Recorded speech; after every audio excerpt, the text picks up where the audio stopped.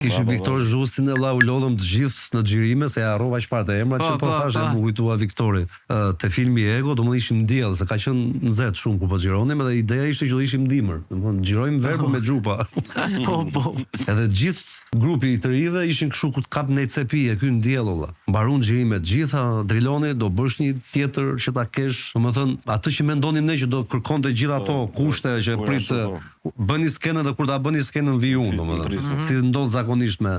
Jo, aty kur bëhej skena arrinte, shikonte, lëre që nuk doli jashtë procesit, njëri ishte gjithkohon këtu. Domethënë ne flisim normal edhe kur vinte momenti ktheheshim. Kurse ai edhe kur fliste normal ishte në proces në gjendje ella, nuk dilte asnjëherë. Kur mbaron xhirimet e lçonte ai gjë. Ose kur i thoje që kemi këtë skenë tani, po më vonë do më të lutem thoshte, mos ma thuaj atë më vonë. Po që ta kuptosh që do të koncentrohemi kjo që kemi tani. Shkëput nga brendësia e Bravo. Po i thoshë po që të kesh një ide se më vonë, të lutem mos ma thuaj më vonë.